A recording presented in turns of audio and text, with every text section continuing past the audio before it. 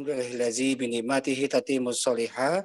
Asyhadu an la ilaha illallah wahdahu la syarikalah wa asyhadu anna Muhammadan abduhu wa rasuluhu nabiyya ba'da.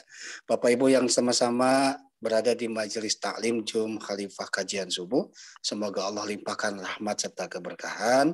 Salawat serta salam semoga Allah limpahkan juga kepada junjungan Nabi besar Muhammad sallallahu alaihi wasallam, dan mudah-mudahan salawat serta salam itu Allah limpahkan juga kepada kita yang senantiasa taat dan patuh menjalankan segala perintahnya dan berusaha semaksimal mungkin untuk menjauhi larangannya. Alhamdulillah, hari ini sudah bergabung sesepuh para pimpinan dari Khalifatul, ada Pak Haji Rustam Sumarna, ada Ustadz Gun Syihabuddin, ada Ustadz Dedi juga ikut bergabung, ada Ustadz Dedi Haryadi juga ikut bergabung, dan rekan-rekan sekalian, Kang Dea, Mbak Luki, Mbak Ninik, mudah-mudahan di pagi hari ini Allah limpahkan keberkahan buat kita semua, serta Bapak Ibu yang lain. Baik, Ustadz hari ini akan diisi oleh kajian tentang Riyadhus Shalihin bersama Ustadz Gun Syihabuddin.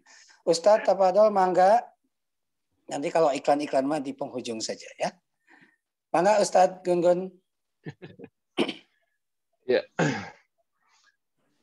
Izin ke sesepuh ya. Sareng ke asatidz sanesna ya. Ustadz Dedi ya. Bismillah. Assalamualaikum warahmatullahi wabarakatuh. Alhamdulillah nahmaduhu wa nasta'inuhu wa nastaghfiruh wa na'udzu billahi min syururi anfusina wa min sayyiati a'malina. May yahdihillahu fala mudilla lahu wa may yudlil fala hadiyalah. Asyhadu an la ilaha illallah wahdahu la syarikalah. Khassana bi khari kitabin unzil wa akramna bi khari nabiyyin ursil wa atamma alaina ni'mata bi 'azami dini syuri'a wa asyhadu anna Muhammadan abduhu wa rasuluhu alladzi addal amanah wa ballagha risalah wa nasahal ummah wa jahada fillahi haqqa jihadih wa tarakana 'alal mahajjatil bayda lailuha kanahariha la yazighu anha illa halik. Wa may yuti'illah wa rasulahu faqad fazza fawzan 'azima wa may ya'sillaha wa rasulahu faqad dhalla dhalalan mubina. Amma ba'd. Alhamdulillah, segala puji milik Allah yang memberikan kesempatan kepada kita semua untuk bisa bermuwajahah melalui media Zoom ini. Salawat dan salam mudah-mudahan senantiasa terlimpah curahkan kepada uswatun alam habibina nabiyina Muhammad sallallahu alaihi wasallam. Semoga sampai kepada kerabatnya, para sahabatnya, para pengikutnya yang tunduk, taat, patuh pada risalah yang dibawanya. Semoga kita semua termasuk di dalamnya. Semoga Allah Ta'ala senantiasa memberikan kekuatan, kemampuan kepada kita semua untuk bisa terus-menerus berusaha memantaskan diri menjadi hamba-hambanya yang salih, yang salihah, serta menjadi umat nabinya yang senantiasa bermutabaah kepada sunnah-sunnahnya. Dengan modal sihah dan afiah, kesehatan adalah potensi jasad yang kita miliki, sementara afiah adalah taufik ya untuk bisa memaksimalkan potensi tersebut ya, sehingga kita bisa mengikuti apa yang senantiasa kita minta, ihdinas siratal mustaqim, dan Allah berikan keistiqomahan kita semua untuk bisa tetap teguh berada di jalan tersebut sampai kematian menjemput, sehingga kita wafat dalam keadaan husnul khatimah dan Allah pantaskan kita untuk memasuki surga yang dijanjikannya. Amin ya Allah ya Rabbal Alamin. Karena sesungguhnya kemenangan sejati bagi seorang muslim adalah masuk surga tanpa tersentuh oleh api neraka. Ya, kata Allah Ta'ala, kullu nafsin za'iqatul maut wa innama tuwaffawna ujurakum yaumal qiyamah faman zuhziha 'anil nar wa udkhilal jannah faqad faz wa mal hayatud dunya illa mata'ul ghurur. Setiap yang berjiwa pasti akan mati ya. Dan sesungguhnya kami akan sempurnakan balasan kalian nanti pada hari kiamat. Barang siapa yang terhindar dari api neraka dan dimasukkan ke dalam surga, faqad faz, maka sungguh dialah orang-orang yang menang. Dan ketahuilah sesungguhnya kehidupan dunia ini hanya perhiasan, hanya kesenangan yang menipu ya. Ikhwati iman azani Allah wa iyyakum ajmain. Pada kesempatan pagi hari ini insyaallah kita akan mengambil beberapa poin-poin tematis ya dari kitab Riyadhus Shalihin. Karena kitab Riyadhus Shalihin ini satu kitab ya yang banyak disyarahi oleh para ulama ya. Banyak sekali judul-judul atau syarah-syarah ya yang ditulis oleh para ulama menjelaskan kembali ya kitab yang sangat monumental Riyadhus Shalihin yang ditulis oleh Imam An-Nawawi ya. Dalam kesempatan pagi ini saya hanya ingin mengambil salah satu hadis ya dari bab taqwa. Hadis ini hadis yang ketiga, yakni tentang doa ya. An Abdullah bin Mas'ud radhiyallahu an, dari Abdullah bin Mas'ud semoga Allah ridha kepadanya. Ani Nabi sallallahu alaihi wasallam, dari Nabi sallallahu alaihi wasallam annahu yaqul, bahwasanya kata Abdullah bin Mas'ud, Rasulullah itu sering berdoa dengan doa yang singkat, padat ya, tetapi meliputi apa yang kita inginkan ya, apa yang kita harapkan ya untuk kebaikan-kebaikan di dunia dan tentu saja untuk kebaikan akhirat ya. Doanya singkat, mudah-mudahan Bapak Ibu semuanya juga sudah hafal doa ini, tapi kita coba sama-sama mempelajari lagi apa kandungan dari doa tersebut ya menurut penjelasan para ulama ya. Doanya Allahumma inni as'alukal huda wat tuqa wal afaf wal ghina ya. Hanya 4 yang diminta oleh Nabi sallallahu alaihi wasallam ya.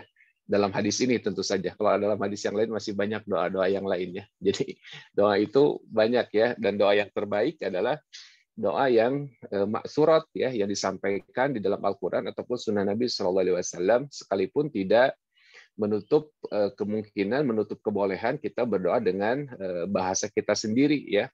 Karena doa itu adalah bahasa universal yang boleh kita panjatkan dengan bahasa kita sendiri ya. Yang penting kita sendiri memahami apa yang kita sampaikan ya. Tetapi yang jauh lebih baik lagi adalah doa-doa yang memang sudah Allah ajarkan kepada kita, baik itu di dalam Al-Qur'an ataupun melalui lisan para nabi ya, lisan Nabi kita Muhammad sallallahu alaihi wasallam. Makanya doa yang terbaik adalah doa maksurat, doa yang ada di dalam Al-Qur'an ataupun surah Nabi sallallahu alaihi wasallam ya. Nah, doa ini sekali lagi doa yang ringkas ya, doa yang pendek. Mudah-mudahan Bapak Ibu semuanya bisa hafal ya. Allahumma inni as'alukal huda wat tuqa wal afaf wal ghina ya. Yang pertama yang diminta adalah al-huda. Huda secara bahasa yakni petunjuk ya, petunjuk.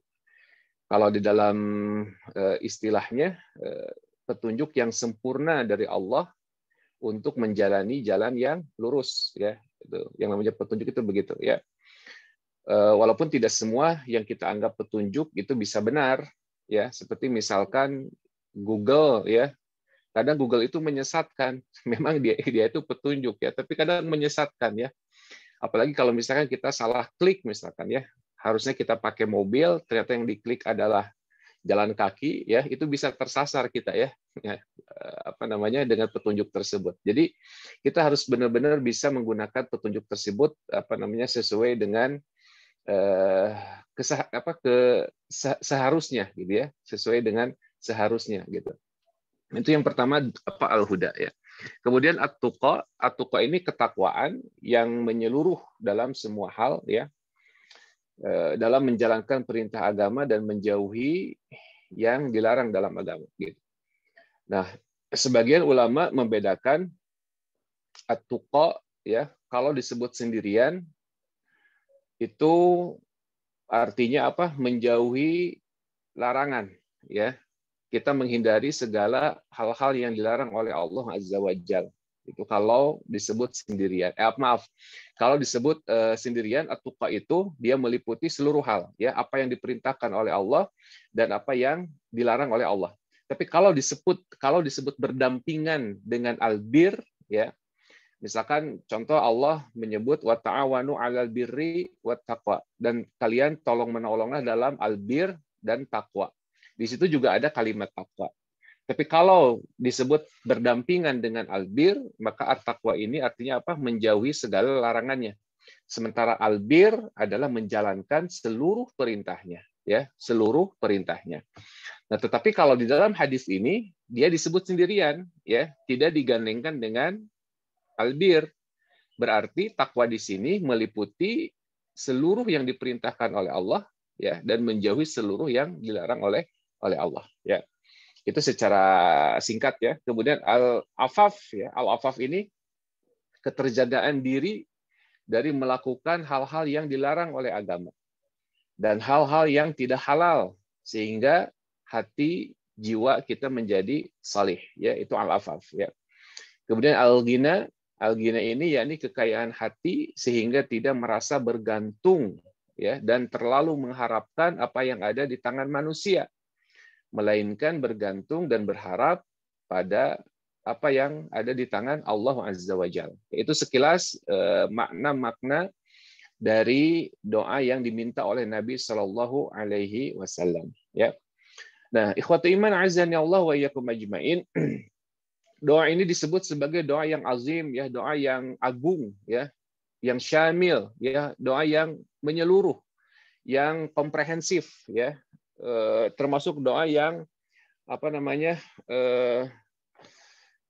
yang dicari-cari, gitu, ya. Kalau kita mencukupkan diri dengan doa ini, maka itu sesungguhnya sudah cukup, katanya, gitu, ya. Itu kenapa? Karena Nabi itu diberikan oleh Allah, ya, kesempurnaan dalam berbicara, ya. Jami'ul kalim, ya. Nabi itu bisa merangkum kalimat-kalimat yang seharusnya panjang, gitu, ya, tetapi bisa diringkas menjadi kalimat yang sangat singkat, tetapi maknanya tetap luas, ya, maknanya tetap luas, ya, termasuk di dalam doa ini, ya. Nah, mari kita sama-sama pelajari syarah dari doa ini, ya. Yang pertama adalah al-huda. Al-huda ini bermakna apa? Al-ilmu, ya, al-ilmu, gitu. Jadi huda ini atau petunjuk, ya, maknanya apa? Al-ilmu. Dan kita diperintahkan oleh Allah Azza wa Jalla untuk meminta ilmu, ya. Kenapa? Karena ilmu itu penting, ya. Kita sering meminta di dalam Quran surah Al-Fatihah, ya, ihdinas siratal mustaqim siratal ladzina an'amta 'alaihim ghairil maghdubi 'alaihim waladdallin, ya. Ya Allah, tunjukilah kami jalan yang lurus, ya, jalannya orang-orang yang telah Engkau beri nikmat, bukan jalannya orang-orang yang maghdub dan dalin. Maghdub itu adalah orang yang dimurkai, ya. Ulama menafsirkan maghdub itu adalah orang yang punya ilmu tapi tidak diamalkan. Sementara dalin itu orang yang beramal tanpa ilmu, ya. Makanya ilmu ini adalah satu keniscayaan yang harus kita miliki sebelum kita melakukan sebuah amalan. Itu dalam Islam begitu, ya. Jadi dalam Islam itu tidak boleh kita beramal sugan dan cenah, ya. Sugan dan cenah itu suganwe, gitu, cenah katanya, gitu, ya. Nggak bisa dalam Islam itu, ya. Islam mengajarkan, Islam itu agama yang ilmiah, ya. Jadi segala sesuatunya harus disandarkan kepada dalil, ya. Segala sesuatunya harus disandarkan kepada dalil. Makanya ada kaidah usul yang sangat terkenal, ya, al-aslu fil ibadati al-butlanun atau mamnu'un hatta yaquma dalilu alal amri, ya. Asal daripada ibadah itu batal atau tertolak, ya, sehingga ada dalil yang memerintahkannya. Nah, ini pentingnya ilmu. Makanya Imam Al-Bukhari beliau membuat satu bab khusus, ya, bab khusus al-ilmu qablal amal. Ilmu itu harus ada sebelum beramal. Ini dibikin bab khusus oleh Imam Al-Bukhari, ya.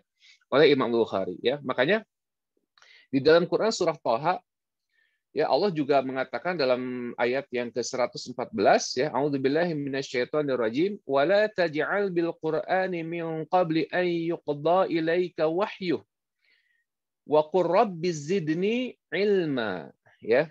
Wa la taj'al bil qur'ani min qabli an yuqda, dan janganlah engkau tergesa-gesa, ya, membaca Al-Qur'an, ya, sebelum selesai diwahyukan kepadamu, ya, sebelum tuntas semuanya. Wa qur rabbi zidni ilma, ya, dan tambahkanlah ilmu itu kepadaku, ya. Wa qur rabbi zidni ilma, dan katakanlah. Jadi diperintahkan oleh Allah supaya apa? Supaya kita memohon tambahan ilmu, ya. Nah, ilmu itu menjadi penuntun kita, ya. Ilmu itu menjadi penuntun kita. Makanya kita juga sering meminta dalam doa yang lain, ya Allahumma inni as'aluka ilman nafi'a. Ya Allah, aku memohon kepadamu ilmu yang bermanfaat, ya. Ilmu yang bermanfaat adalah ilmu yang bisa menjadi amalan, ya. Makanya Hasan Al-Basri beliau mengatakan ilmu itu bukan bikasratir riwayah. Ilmu itu bukan dengan banyaknya riwayat, ya. Wah, saya hafal ini, saya hafal itu, tapi tidak diamalkan, ya. Makanya nanti, ya, apa namanya, Nabi SAW pernah bermimpi, kemudian Nabi melihat ada seseorang yang kepalanya dilempar batu terus, dan ini masih di alam kubur, bukan masuk sebelum masuk ke tahapan berikutnya, masih di alam kubur, ya. Disiksa oleh Allah Azza wa Jalla, ya. Dengan apa? Oleh malaikat, ya, dengan batu, ya, ditimpahkan terus ke kepalanya, gitu kan. Nabi menceritakan itu. Nabi bertanya gitu, itu siapa, gitu kan, kata Nabi kepada dua malaikat yang membawanya. Kata malaikat ini, dia adalah orang yang menanggung ilmu, ya, orang yang memiliki termasuk hamalatul Quran, ya, para penghafal Al-Quran misalkan, ya. Tetapi dia meninggalkannya di siang hari, tidak diamalkan, kemudian malamnya juga tidak dibaca, ya. Dan begitu pula dengan orang-orang yang berilmu, ketika dia tidak mengamalkannya, maka ada ancaman yang luar biasa, ya. Atau kalau begitu mah mendingan bodoh we, misalkan. Ini juga kesimpulan yang keliru, ya. Ini juga salah, ya. Sama seperti ada orang yang memahami, ya. Dan ini juga tanpa ilmu, ya. Orang berpemahaman seperti itu tentu tanpa ilmu juga. Ketika Allah mengatakan misalkan fawailul lil musallin, ya, kecelakaan bagi orang yang salat, ya. Atau kalau orang yang tanpa ilmu, dia akan mengatakan, kalau begitu bang nggak usah salat, betul tidak? Ini kesimpulan tanpa ilmu, ya. Kesimpulan tanpa ilmu. Justru, ya, kalau kita membodohkan diri, itu kecelakaan yang akan berlipat, gitu loh, ya. Justru kalau kita tidak sholat, itu adalah kecelakaan yang berlipat juga, ya. Makanya kita minta kepada Allah, wa qur rabbi zidni ilma, kemudian tambahi lagi, ya, Allahumma ini as'aluka ilman nafi'a, ya, supaya ilmu itu bermanfaat, ya. Sama halnya seperti kita meminta kepada Allah Ta'ala di dalam doa iftirash, ya, duduk di antara dua sujud, ya, kita sering meminta wa'afini, ya. Kenapa kita tidak wasihhati misalkan, ya. Ya, sehatkan saya, tetapi wa'afini, ya, afiahkan saya. Kita sering sekali ketika ditanya, ya, bagaimana kabar kamu? Alhamdulillah sehat walafiah misalkan, ya. Nah, ini tentu ada bedanya antara sehat dan afiah, ya. Kalau sehat itu adalah potensi lahirnya, ya, potensi jasadnya itu sehat nih. Mata kita masih bisa melihat, telinga kita masih bisa mendengar, kaki kita masih bisa melangkah, ya, tangan kita masih bisa meraba, ya, bergerak dan seterusnya, ya. Mulut kita masih bisa berbicara. Itu adalah as-sihah, ya. Itu adalah potensi yang Allah berikan kepada kita. Tetapi potensi itu belum tentu menjadi afiah. Afiah itu apa? Afiah itu kesehatan, kita bisa mendatangkan manfaat bagi kita, ya. Tentu saja manfaat-manfaat akhirat, ya. Mata kita digunakan untuk baca Quran misalkan, ya, membaca buku, ya, untuk menambah ilmu. Telinga kita misalkan senang mendengarkan Al-Qur'an misalkan, ya, lantunan-lantunan tilawah misalkan, ya. Itu berarti mendengar nasihat misalkan, ya, mendengar ceramah misalkan. Ini berarti afiah nih, ya. Potensinya digunakan untuk mendapatkan manfaat, ya. Lisan kita misalkan digunakan untuk berzikir dan seterusnya, ya. Tangan kita, ya, digunakan untuk hal-hal yang baik, kaki kita dilangkahkan ke tempat-tempat yang baik. Nah, itu afiah itu, ya. Itu afiah. Ya, makanya tidak tidak banyak orang yang memiliki kesehatan tapi tidak memiliki afiah, ya. Contoh ya. Contoh sederhana saja. Ada orang yang mampu, ya, karena tadi saya mendengar sedikit, ya, tentang goes-menggoes, ya. Ada orang yang mampu, ya, goes misalkan puluhan kilo dalam sekali jalan, ya. Kadang subuh pergi, pulang sore gitu loh, ya. Tapi begitu azan dikumandangkan, susahnya minta ampun. Nggak ada kekuatan sama sekali untuk mengangkat tubuhnya, ya. Nggak ada kekuatan sama sekali untuk menarik selimutnya misalkan. Nah, ini bukan afiah ini, ya. Ini nggak punya afiah, dia hanya memiliki kesehatan saja, ya. Makanya kata Nabi Shallallahu Alaihi Wasallam, ya, nikmatani maghbunun fihima katsirun minan nas as-sihah wal farag, ya. Dua nikmat sebetulnya, gitu ya, yang harusnya menjadi potensi untuk kebaikan manusia itu, tapi manusia banyak tertipu adalah as-sihah, kesehatan, ya, kesehatan. Nabi tidak menyebut afiah, tapi kesehatannya, gitu, ya. Wal farag, dan masa luang, ya, dan masa luang. Nah, makanya ikhwatu iman azani Allah wa iyyakum ajmain, ya, kembali lagi kepada masalah ilmu. Ilmu itu penting, ya. Tapi ilmu yang dimanfaatkan, ya. Ilmu yang dimanfaatkan cuma bukan hanya ilmu yang tersimpan dalam memori kita, ya, dalam buku-buku yang berjejer di dalam library kita, ya, atau misalkan di dalam gadget kita, ya banyak tuh, ya, kita sering seneng gitu ya download tapi nggak pernah dibaca, ya, apalagi kalau tidak diamalkan, ya. Kita minta kepada Allah, wa qur rabbi zidni ilma, karena ilmu ini adalah satu hal yang sangat-sangat penting, ya, untuk memberikan petunjuk kepada kita mengarungi kehidupan di dunia ini agar nanti selamat, ya. Kemudian dalam Quran surah An-Nisa, Allah Ta'ala juga mengatakan, وَعَلَّمَكَ مَا لَمْ تَكُنْ تَعْلَمْ, ya, وَكَانَ فَضْلُ اللَّهِ عَلَيْكَ عَظِيمًا, ya, dan telah mengajarkan kepadamu apa yang belum engkau ketahui, ya. Karunia Allah yang dilimpahkan kepadamu itu sangat-sangat besar, ya. Jadi Allah Ta'ala, ya, Allah itu sudah memberikan sarana-sarana bagi kita untuk apa? Untuk kita pelajari, ya. Ada juklaknya, ya, tentu, ya, petunjuk yang paling tepat bagi kita adalah Al-Qur'anul Karim, ya. Makanya Nabi Shallallahu Alaihi Wasallam hampir di setiap khutbah hajahnya, ya, hampir di setiap khutbahnya beliau mengatakan fa inna asdaqal hadis kitabullah. Sesungguhnya, ya, asdaqal hadis, sebenar-benar perkataan adalah kitabullah, ya. Sebenar-benar perkataan adalah kitab Allah. Nah, kitab Allah itu adalah la raiba fi, tidak ada keraguan sedikit pun, ya. Dalam bahasa Arab itu ada istilah raib, ya. Ada istilah syak, ada istilah zon, ya. Kalau zon itu kan prasangka kita yang cenderung 90% hampir benar lah, atau 75% hampir benar gitu, ya. Seperti kita melihat seseorang, ya, dengan non mahram masuk ke dalam hotel misalkan, itu kan ada zon tuh, ya. Mungkin dia akan berzina gitu, itu zon, ya. Nah, kecenderungannya itu hampir benar 75%. Kenapa? Karena indikasinya kuat gitu. Itu zon, ya.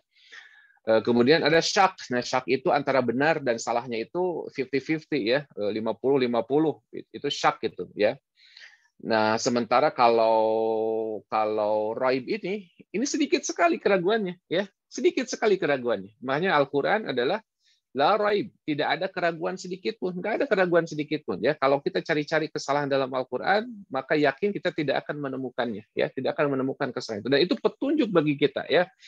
Makanya Nabi SAW juga mengatakan, ya, taraktu fikum amrain, ya, aku meninggalkan kepada kalian itu dua perkara, ya. Kalian tidak akan tersesat lan tadillu abada, ya. Kalian tidak akan tersesat selama-lamanya, ya. Selama kalian memegang teguh apa? Dua hal tersebut, ya. Apa? Kitabullah wa sunnah Rasulullah, ya. Kitab Allah dan sunnah Rasulullah, ya. Ini ilmu kita, nih, ini pegangan kita, ini petunjuk kita, ya. Kita harus bisa mampu memegang itu, ya. Menjadikan itu sebagai pedoman, ya. Makanya kan ada ungkapan, ya, Al-Qur'an dusturuna. Quran itu dustur kita, ya, bingkai kehidupan kita, ya. Al-Qur'an itu dustur kita, bingkai kehidupan kita, ya, yang menjadi pedoman hidup kita yang akan menuntun kita. Itu Al-Qur'an, ya. Gitu. Itu yang pertama, ya, Al-Huda, ya.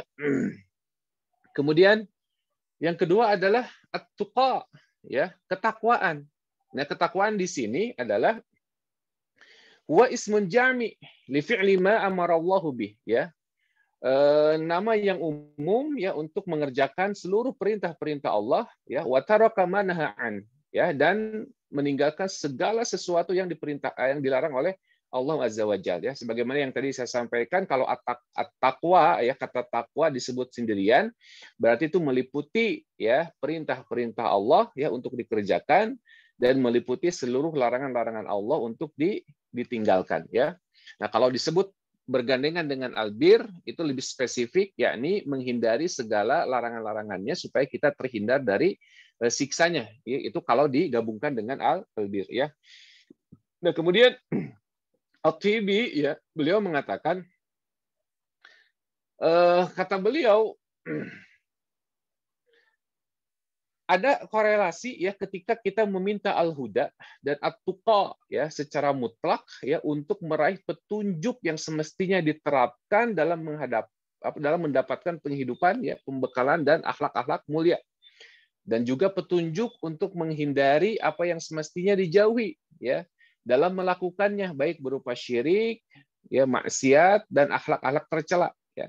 Ada ini apa namanya korelasi ya kenapa Nabi SAW ya meminta al-huda terlebih dahulu, kemudian at-tuqa ya, karena ada orang-orang yang ingin menjalankan perintah Allah gitu kan, dia ingin beribadah ya, menjalankan perintah tapi tanpa ilmu, tanpa huda ya, tanpa petunjuk ya, maka dia akan tersesat nantinya ya, seperti dolin tadi ya. Dolin itu adalah orang-orang Nasrani ya, mereka beramal tanpa ilmu ya gitu. Makanya penting tuh ya al-huda itu, makanya ada korelasi kata At-Tibi ya kenapa diminta al-huda kemudian at-tuqa ya.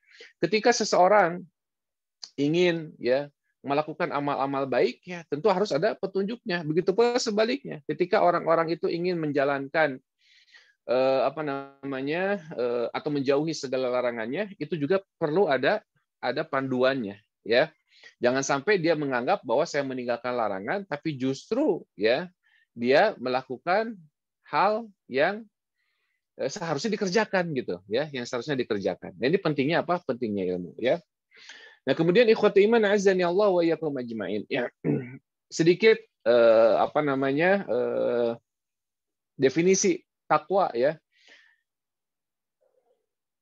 Berkata Talqin bin Habib rahimahullah, takwa adalah ya, at-taqwa amalun bi ta'atillah ya. Takwa itu adalah amalan-amalan dalam bentuk ketaatan kepada Allah Azza wa Jalla. Ya, yang namanya takwa itu adalah melakukan seluruh amalan sebagai bentuk ketaatan kepada Allah Azza wa Jalla. Raja'a rahmatillahi ala nuri minallah. Berharap rahmat dari Allah ya atas petunjuk dari Allah ya, atas dalil dari Allah. Nur di sini itu menunjukkan apa? Petunjuk. Huda tadi, kembali lagi ke yang tadi ya, petunjuk. Wa taqwa taqu ma'siyatillah makhafata iqabillah ala nurin minallah. Dan takwa juga adalah meninggalkan kemaksiatan ya, meninggalkan amalan-amalan maksiat kepada Allah karena takut akan iqabnya dan berdasarkan petunjuk Allah Azza wa Jalla ya. Jadi orang yang bertakwa itu apa tadi? Dia melakukan ketaatan berdasarkan ya dalil, berdasarkan perintah petunjuk dari Allah, dan juga meninggalkan maksiat berdasarkan petunjuk Allah. Semuanya itu mengharapkan apa? Mengharapkan pahala dari Allah dan takut akan iqabnya Allah Azza wa Jalla ya. Makanya kalau kita bisa simpulkan ya amalan kita itu bisa bermakna ya, bisa diterima oleh Allah ketika memenuhi 3 syarat ya. Pertama, amal kita kan harus lillah ya, fillah, kemudian billah ya. Jadi amal kita itu bisa sempurna diterima ya sebagai wujud ketakwaan kita kepada Allah, itu harus lillah. Lillah itu ikhlas karena Allah ya. Kita tidak mempersembahkan amal untuk makhluk ya. Kita tidak mempersembahkan amal supaya dipuji orang ya. Kita tidak akan ciut ya ketika dicaci orang ya. Ini orang-orang yang bertakwa. Kenapa? Karena tadi taatnya itu apa? Karena apa? Berharap rahmat dari Allah. Bukan berharap pujian dari manusia ya. Makanya harus lillah ya, harus lillah, semuanya hanya untuk Allah saja ya. Jadi orang ikhlas itu kelihatannya bagaimana? Ya, dia tidak bertambah semangat ketika dipuji ya. Kemudian tidak ciut ketika dicela ya. Kemudian fillah. Fillah itu artinya apa? Dikerjakan di jalan Allah, dikerjakan atas petunjuk Rasulullah ya, atas tuntunan dari nabinya gitu ya. Makanya tadi kata Talqin bin Habib apa? Ala nuri minallah, atas cahaya dari Allah gitu. Jadi kalau tidak atas cahaya dari Allah, maka kebaikan tersebut akan sia-sia ya. Sebagaimana misalkan kebaikan-kebaikan yang dilakukan oleh orang-orang kufar ya, oleh orang-orang musyrik ya, maka Allah mengatakan haba'am mansura, amalan-amalannya tersebut akan seperti debu yang bertebangan, ya. Kenapa? Karena tadi tidak lillah, juga tidak fillah, ya, tidak dikerjakan di jalan Allah, tidak ada petunjuknya, gitu. Ya. Kemudian yang terakhirnya itu apa? Harus billah, ya. Billah itu kita meyakini bahwa semua itu terjadi karena izin Allah, atas pertolongan Allah. Jangan pernah kita menyangka bahwa setiap kebaikan yang kita lakukan, ya, setiap kesalahan atau setiap kemaksiatan yang kita tinggalkan itu karena kehebatan kita, ya. Bukan, itu semuanya atas pertolongan Allah, ya. Kita kembalikan semuanya kepada Allah, ya. Allah yang memberikan, makanya kita harus bersyukur, ya. Karena Allah memberikan taufik kepada kita, ya.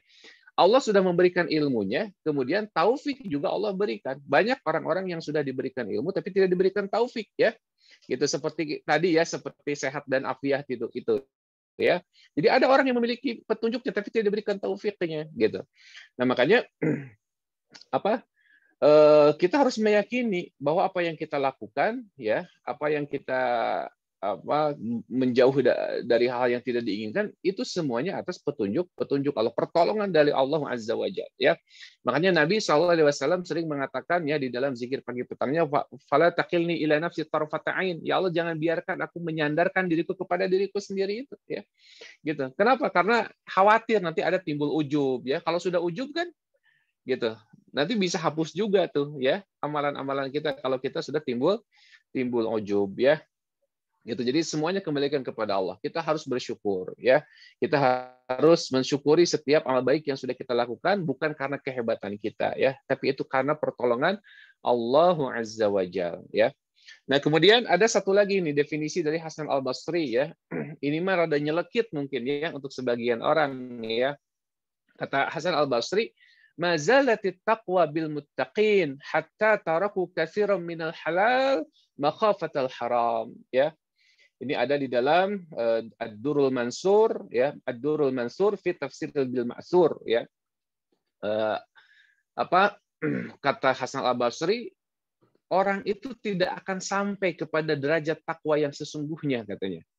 Hatta taraku katsiran minal halal, sampai dia meninggalkan, ya, kebanyakan yang halal, ya, karena takut terjatuh kepada yang haram. Coba bayangkan, ya. Jadi orang yang takwa itu meninggalkan sebagian yang halal karena takut terjatuh kepada yang haram. Contoh misalkan, ya, makanan itu halal, ya, tapi dia akan berhenti, ya, karena kalau kebanyakan bukan zatnya yang haram, tetapi sifatnya, kelakuan kita yang bisa menjadikan makanan tersebut haram, gitu, ya. Nah, sampai sebegitunya, gitu, ya, orang-orang terdahulu itu, ya. Jadi meninggalkan sebagian yang halal, ya, karena takut terjerumus kepada yang haram, ya. Ya, contoh misalkan, ya, contoh sederhana, ya. Maaf nih, ya, bagi sahabat-sahabat atau jamaah sekalian yang nyanya misalkan, ternyata saya begitu misalkan, ya. Contoh misalkan, ya. Kalau kita beli misalkan plat nomor misalkan, ya. Plat nomor cantik, ya, plat nomor cantik, gitu, ya. Misalkan kira-kira ada faidahnya tidak, ya? Kalau kita jujur, itu nggak ada faidahnya sama sekali, ya. Itu hanya sebatas prestis saja, ya. Hanya sebatas kebanggaan saja, nggak nambah mobil itu ngebut, ya, atau motor itu ngebut, ya. Tidak nambah mobil itu lebih performanya lebih bagus, enggak, ya. Sama sekali nggak ada, ya. Tapi halal, kita beli halal, ya. Itu bukan sesuatu yang ilegal, itu legal itu, ya, bahkan dipampang di Samsat itu, ya. 3 nomor harganya sekian, ya, 2 nomor harganya sekian, bahkan ada beberapa nomor yang hanya sampai 20 jutaan, gitu, ya. Itu untuk plat nomor saja, coba bayangkan hadirin, ya. Mungkin kita menggunakan dengan uang yang halal, ya, tetapi orang yang bertakwa dia akan mikir-mikir dulu, ya. Kenapa? Karena orang yang bertakwa itu tadi, ya, dia memiliki ilmu sebelumnya. Harta itu akan ditanya, min aina iktasabah wa min aina anfaqah, ya. Dari mana didapatkan, kemana dibelanjakan, ya. Makanya orang yang bertakwa akan berhati-hati itu membelanjakan harta, ya. Bukan hanya sekedar halalnya kan boleh, benar, ya, bolehnya boleh, ya. Tetapi ingat, ya, ada urusan lainnya, gitu, ya. Ada turunan lainnya dari apa yang kita kerjakan tadi, ya. Benar nggak sih ini manfaat? Benar nggak sih ini berfaedah? Nah, makanya kata Hasan Al-Basri, ya, tidak akan sampai seseorang itu kepada derajat takwa yang sesungguhnya sampai dia meninggalkan kebanyakan hal-hal yang halal Karena takut terjerumus kepada yang haram, ya. Artinya bukan zatnya, ya, tetapi perbuatan kitanya itu yang harus kita khawatirkan, ya. Nah, itu ketakwaan, ya. Nah, ikhwati iman azani Allah wa yakum ajmain. Kemudian yang ketiga, al-afaf yang kita minta kepada Allah. Allahumma inni as'alukal huda wal afaf wal ghina, ya. Afaf itu artinya apa tadi? Ya. Afaf itu artinya keterjagaan, ya, keterjagaan iffah, ya. Istilahnya itu iffah, ya, dari melakukan hal-hal yang dilarang oleh agama. Ya. Menjauhi segala sesuatu yang bisa menjerumuskan diri kepada tadi, ya, kepada hal-hal yang diharamkan, ya. Jadi iffah itu melindungi diri, ya, menjaga apa, ya? Iffah itu kalau di sini, ya, menjaga faraj, ya, lebih spesifiknya orang yang menjaga kehormatan dirinya, ya, iffah itu, ya. Iffah, ya, itu salah satu definisi yang diberikan oleh sebagian para ulama, ya. Iffah itu menjaga kesucian dirinya, ya. Dia menjauhi perbuatan-perbuatan yang tidak bermanfaat, ya. Dia menjauhi perbuatan-perbuatan yang lagha, ya. Wala taqrabuz zina, ya, menjauhi segala perbuatan yang bisa menjerumuskan diri kepada apa? Kepada perzinahan, ya. Menjauhi apa?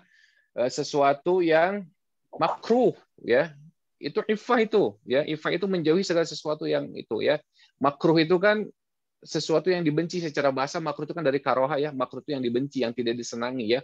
Jadi kalau orang, ya, dia sudah sampai kepada level tertentu, ya, dalam agamanya, maka dia akan menjauhi segala sesuatu yang tidak disenangi oleh Robnya. Betul tidak, ya? Gitu. Banyak hal-hal yang makruh, yang dihukumi makruh, ya. Gitu. Nah, secara bahasa kalau kita sudah tahu nih, ya, hukum sesuatu itu makruh, ya, karoha, ya, yang dibenci, maka tentu orang yang bertakwa akan meninggalkan perbuatan yang makruh tersebut. Nah, sikap semacam ini, ya, dalam istilah agama itu disebut apa? Iffah, ya, iffah, gitu, ya. Nah, yang terakhir adalah al-ghina, ya. Al-ghina itu apalah? Kekayaan. Ya, ghina itu kekayaan. Yang dimaksud dengan kekayaan di sini bukan kekayaan yang bersifat materi, ya. Wa huwa ghinan nafs, ya. Bi anna yastagnal abdu 'anin nas, yakni kekayaan jiwa sehingga dia tidak membutuhkan lagi dari manusia, ya. Gitu. Dia tidak membutuhkan lagi, ya. Dari manusia, dia tidak berharap lagi apa yang ada di tangan manusia, ya. Fa yastagnal abdu bima a'tahu Allah, dia mencukupkan diri dengan apa yang diberikan oleh Allah, ya. Kalau bahasa apa namanya, bahasa umumnya mungkin qanaah, ya. Qanaah gitu. Qanaah itu merasa cukup, ya. Dia merasa cukup dengan apa yang diberikan oleh Allah, ya. Makanya kata Nabi SAW, laisal ghina an kasratil arad walakinnal ghina ghinan nafs, ya. Hakikat kekayaan itu bukan banyaknya arad, ya, simpanan, harta, ya. Walakinnal ghina ghinan nafs, akan tetapi kekayaan yang sesungguhnya adalah apa namanya? Ghinan nafs, ya, ridha, ya, merasa cukup dengan apa yang dikaruniakan oleh Allah Azza wa Jalla, ya, merasa cukup, ya. Gitu. Tidak apalagi kalau dia harus mencari harta yang haram misalkan, ya. Padahal semua itu akan dipertanggungjawabkan. Yang halal saja dipertanggungjawabkan, apalagi yang haram, ya. Makanya seorang muslim itu kata Nabi SAW, ya, qad aflaha man aslama wa ruziqa kafafa wa qanna'ahu Allahu bima ata, ya. Qad aflaha man aslama, sungguh beruntung orang yang Islam itu, ya. Orang Islam itu sungguh beruntung, ya. Wa ruziqa kafafa, dan rizkinya itu cukup, ya. Kata para ulama, yang dimaksud dengan ruziqa kafafa itu artinya ada jaminan makan untuk hari ini, ya. Jadi kalau teman-teman sahabat semua, ya, punya jaminan makan sampai nanti sore, itu sudah apa? Udah cukup rizkinya, ya. Seolah-olah dia sudah mendapatkan dunia dan seisinya. Begitu, ya, kata Nabi SAW, waruziqa kafafa, ya. Jadi yang namanya ruziqa kafafa itu tadi, ya, dia ada jaminan makan untuk hari ini. Kalau kita kan tentu lebih dari itu, ya. Kalau dikeluarin semuanya, kalau kita hitung semuanya, apa yang ada di lemari kita mungkin masih bisa cukup, ya, untuk makan seminggu, sebulan, mungkin masih cukup, gitu, ya. Nah, ini kata Nabi, jaminan makan, ya, sampai hari ini saja itu seperti orang mendapatkan dunia dan seisinya. Waruziqa kafafa. Kenapa? Karena esok lusa belum tentu kita masih hidup, ya. Apa yang ada di freezer kita, apa yang ada di kulkas kita gitu ya. Apa yang ada di lemari kita ya. Beras yang masih bertumpuk belum tentu esok hari masih bisa kita makan, ya belum tentu. Makanya kalau ada jaminan untuk hari ini saja, ya itu sudah kenikmatan yang luar biasa, ya. Wa ma tadri nafsum madza taksibu ghadan. Manusia itu tidak tahu apa yang akan terjadi esok, nggak tahu manusia itu, ya. Jadi kalau ada jaminan untuk hari ini saja, itu sudah luar biasa. Qad aflaha, kata Nabi. Sungguh beruntung orang itu, ya. Wa qanna'ahu Allahu bima atah, ya. Dan orang yang beruntung itu adalah orang-orang yang merasa puas dengan apa yang Allah berikan kepadanya. Orang-orang yang merasa puas dengan apa yang Allah berikan kepadanya. Makanya ikhwat iman, azani Allah wa iyyakum ajmain, ya. Doa yang sangat singkat ini ya mudah-mudahan bisa kita amalkan kemudian menjadi ilmu bagi kita ya supaya kita dikaruniai akhlak-akhlak yang baik tadi ya, ifahnya ya, menjaga dirinya, kemudian qanaahnya, merasa cukupnya, kemudian semangat untuk mencari ilmunya ya, kemudian semangat dalam menjalankan ketaatan kepada Allah dan menjauhi segala larangan-larangannya. Mudah-mudahan dengan doa singkat tadi itu semua bisa kita harapkan. Amin ya Allah ya rabbal alamin. Baik, amin, alhamdulillah. Ustadz Gun-Gun. Itu saja mungkin yang bisa disampaikan ya. Mangga. Sudah saya jelas di sini? Ya, jelas. Jelas ya. Baik, terima kasih Ustadz Gun-Gun atas penyampaian ilmunya tentang satu doa. Mudah-mudahan jamaah juga bisa dibaca, diamalkan, dan menjadi keberkahan buat kita. Ada pertanyaan dari Ibu Yuniarti dari Bandung. Ada di kolom chat. Bapak-bapak, kalau Bapak Ibu, jika ada pertanyaan boleh di kolom chat ya, disampaikan ya. Pertanyaannya begini, Ustadz. Assalamualaikum warahmatullahi wabarakatuh. Mohon izin bertanya, doa sebagai petunjuk kita harus bergantung kepada Allah dan jangan bergantung kepada manusia. Segala sesuatu kadang tidak sesuai dengan dalil. Kalau berbicara suka sembarangan. Tidak sesuai ilmu yang kita ketahui. Bagaimana solusi kita mempunyai ilmu tetapi tidak diamalkan? Jadi punya ilmu tapi tidak diamalkan, kata Bu. Solusinya bagaimana nih supaya mungkin solusinya supaya punya ilmu tapi bisa diamalkan, Ustaz. Mungkin begitu. Iya. Ya. Ya, solusinya gimana, Bu? Ya. Ada doanya, Bu, ya. Tapi ini bukan biriwayatil hadis ya, tapi biriwayatil ustadzmu ya. Bismillahi Allahumma paksakan ya. Ya. Ya, bismillahi Allahumma paksakan. Ya. Makanya gini, pertama gini ya, kata Nabi SAW ya, ahabbal a'mal ilallahi adwamuha wa inqal. Ya. Sebelumnya kan kata Nabi, i'malu ma tutiqun, fa innallaha la yamallu hatta tamallu. Ya. Beramalah kalian sekemampuan kalian. Ya, fa innallaha la yamallu hatta tamallu, karena Allah itu tidak akan pernah merasa bosan sampai kalian sendiri yang bosan, ya. Wa ana ahabbal a'mal, dan sesungguhnya amalan yang paling Allah cintai itu adalah adwamuha wa inqal, ya. Dawamnya walaupun sedikit, ya. Dawamnya walaupun sedikit. Makanya gini Ibu ya. Kita harus fokus kepada amalan-amalan yang bisa kita kerjakan secara dawam. Meskipun amalan itu sedikit kecil, ya. Tapi ingat ya, kata Ibnu Hajar Al-Asqalani ya, beliau mengatakan jangan kalian meremehkan amalan yang kecil. Jangan kalian meninggalkan amalan yang kecil ya karena kalian menganggap remeh amalan tersebut ya. Padahal kalian tidak tahu di mana letak rahmat Allah itu berada ya. Dan jangan pula kalian menganggap maksiat yang kecil sehingga kalian mengerjakannya ya. Padahal kalian tidak tahu di mana letak laknat Allah itu berada. Artinya, kalau ada amalan kecil yang bisa kita kerjakan, maka kerjakan itu. Karena yang kita harapkan itu apa? Bukan besaran amalannya. Kata Ali bin Abi Thalib kan beliau mengatakan begini ya. La tahtamu bikasratil amal. Ya, jangan kalian itu berorientasi kepada banyaknya amal. Tetapi kalian itu harus berorientasi kepada qabulnya amal, ya. Qabulnya amal. Artinya apa? Ya. Artinya kita lekenan, Bu, ya. Lekenan amalan-amalan yang kecil tadi ya, tetapi itu bisa menjadi amalan andalan kita, ya. Seperti misalkan Bilal bin Rabah ya, amalannya sederhana ya. 2 rakaat aja setelah selesai wudhu gitu kan. Gitu. Jadi lakukan aja itu ya, amalan-amalan yang sederhana ya. Contoh misalkan Nabi pernah menasihati seseorang 3 kali ya, jangan dusta, jangan dusta, jangan dusta gitu. Berarti amalan andalannya adalah jangan dusta. Dia tidak pernah berdusta selama hidupnya, gitu ya. Allah taala alam ya. Yang kecil-kecil saja dulu ya Bu ya. Baik, terima kasih Ustadz Gun. Di kolom chat sih memang belum ada pertanyaan, tapi kami mengingatkan Ibu Bapak yang dimuliakan Allah, di kolom chat ada presensi, nanti berkenan bisa diisi ya. Mudah-mudahan nanti bisa dimasukkan juga kolom saran, kritikan, supaya kajian subuh ini nanti bisa bermanfaat buat kita dan bisa dilanjutkan. Ustadz Dedi ada masukan buat kajian pagi ini? Ada Ustadz Dedi di Zoom? Cukup Atau mau menyimak menambahkan? Ustadz Muh.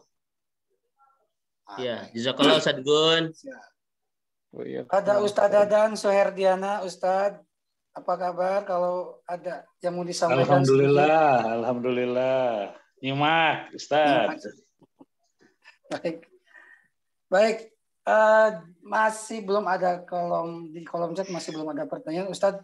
Namun saya ingin menyampaikan sesuatu kepada Ibu dan Bapak perihal.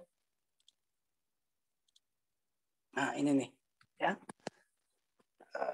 Khalifah mempunyai program tentang pendaftaran haji. Pendaftaran haji dari program ini sampai dengan tanggal 12 Desember, Khalifah mempunyai program daftar haji sekarang. Insya Allah bisa membawa gift-nya sebuah logam mulia.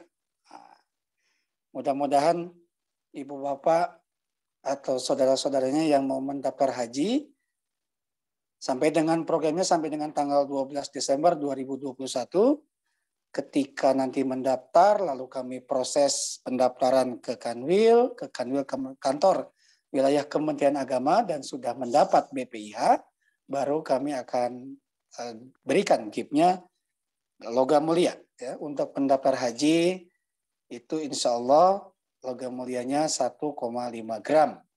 Nah, mudah-mudahan berkah buat para pendaftar jamaah haji. Yang kedua,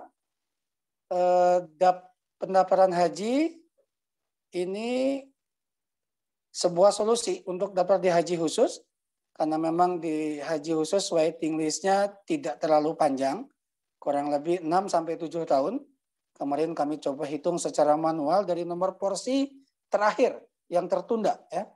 Tapi kalau di haji reguler, ini waiting list-nya subhanallah paling tinggi Makassar, 42 tahun, Ustadz. Jadi kalau ada yang daftar haji di Makassar usianya 40 tahun, itu baru bisa berangkat usia 82 tahun. Nah, begitupun di Bandung. Di Bandung kemarin kami coba cari informasi ke bagian kasih haji, itu kurang lebih 18-20 tahun. Ya. Kalau anggap rata-rata kita ambil 20 tahun di haji reguler, bagi jamaah yang mendaftar di usia 40, mungkin di usia 60 tahun baru bisa berangkat. Nah, ini sebuah solusi untuk daftar haji. Insya Allah silakan daftar ke Khalifah Tour dengan deposit 5.000 US dollar. Ibu Bapak akan mendapatkan sebuah gift logam mulia. Insya Allah mudah-mudahan menambah keberkahan. Dan informasinya bagi pendaftar haji khusus itu minimal usia 12 tahun. 12 tahun sudah bisa mendaftar untuk di haji khusus, baik di haji reguler. Dan usia keberangkatan minimalnya di atas 18 tahun. Informasi terakhir bahwa memang kemarin dari pimpinan nanti juga Pak Rustam Sumarna bisa menambahkan nih, bahwa tidak ada batasan usia maksimal ya Pak ya untuk keberangkatan haji. Karena kemarin banyak juga yang WhatsApp Japri, telepon juga, apakah ada pembatasan usia kalau keberangkatan haji? Sejauh ini update-nya baru batasan usianya pendaftaran saja. Demikian iklan tentang informasi tentang pendaftaran haji. Kalau ada tambahan dari Pak Haji Rustam Sumarna, monggo Pak Haji Rustam. Ustadz Mo, saya mohon izin untuk duluan Pak Rustam. Assalamualaikum warahmatullahi wabarakatuh. Waalaikumsalam. Mangga Ustadz Dedi kalau ada sesuatu yang... Ya, jazakallah. Assalamualaikum. Ya, silakan Ustadz. Monggo Pak, kalau ada yang mau disampaikan perihal haji. Ya Bapak dan Ibu sekalian, ini informasi ini saya tambahkan, tentu saja bukan untuk Bapak dan Ibu yang sudah berangkat haji. Siapa tahu punya sanak saudara, adik, putra mungkin ya, putra, mantu, dan lain-lain. Sebaiknya sesegera mungkin mendaftarkan haji karena antriannya sudah sangat panjang. Apalagi kalau di reguler, tadi Pak Mu sudah menyampaikan seperti itu. Apalagi sudah 2 tahun ditunda ya, makin panjang antrian, dan prosesnya juga tidak sulit, cukup beberapa persyaratan sederhana saja dan DP sekitar $5.000. Jadi 4.000 untuk BPKH dan 1.000 adalah tanda jadi untuk di Khalifah. Nah, kali ini kami bekerja sama dengan PT Antam memberikan hadiah bagi para pendaftar sampai dengan bulan Desember ya. Dan pembayar pelunasan kan haji khusus itu harganya kurang lebih ya, berkisar antara $12.000 sampai $14.000. Itu kan bisa dicicil per bulan. Kami sudah mencoba menghitung kalau masa tunggunya itu 6 tahun, maka